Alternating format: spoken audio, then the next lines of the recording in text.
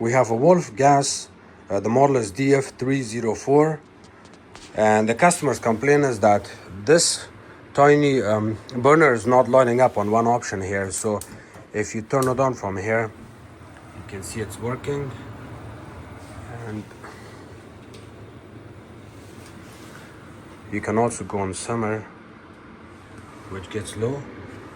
And then if you go on this option here on simmer, high and low, it's not lighting up.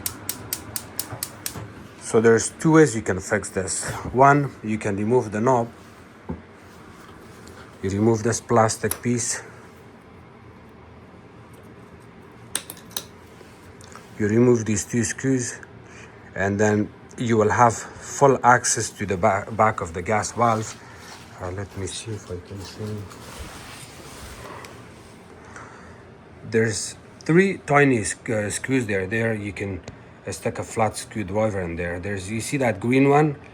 That's the Phillips one. You do not want to play around with that. There's one brass looking on the left hand side of that, and then there's another one on the top. You see it right there on the top. So there's two screws. The top one controls the first gas release here. So that's the high and low. The top one, you can adjust it going back and forth. It increases and decreases the flame on the top.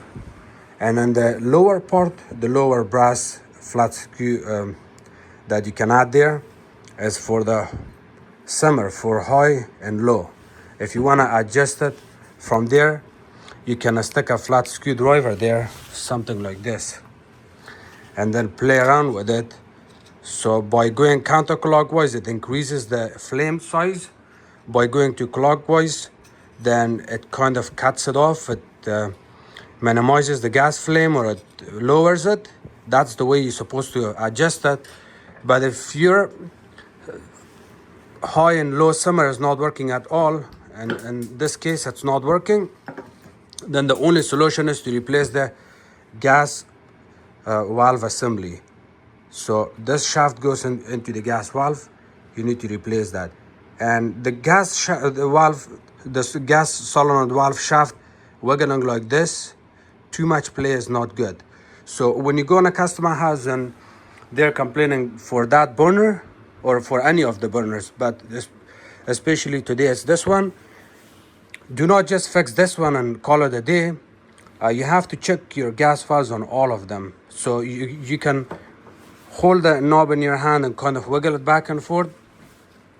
See, that's a lot of play right there. A lot of play. You do not want this play here, because if you have too much play, what's going to happen is eventually you're going to get gas leakage, which is not very good.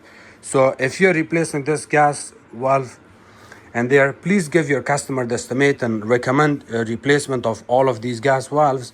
If you don't, eventually you're going to get a call back again. So as a technician or company owner, it's good for you to just replace one and call it a day, and then next time after a couple of weeks or months, customer is going to call back again for a different one, and then you replace this one, and then they call back again on a different one. So each time you're going in a customer house, you're making a lot of money by service calls, and you're charging them separately labor on each of them. So be honest, just give your customer the estimate on all these gas valves, and that way you're being professional and honest, and the customer is happy with your service. If you just replace this one and charge the customer and ignore all of these, maybe you're ignoring them on purpose, or maybe you're not being honest. So that's the only advice I can give you. Customer also complain about the light getting fade on this one here. It's completely safe. You do not have to replace this one. You can advise your customer to keep using it like this, and then eventually when the light dies in here, then you can just give them an estimate. This part is around $600-700. So this was from $500 to $700. And of course, in order to order the correct parts, your model and serial number is very important here. The model number is DF304, and this is the serial number. Anytime you order the part for your customers, those are the two model and serial number you needed. Thank you.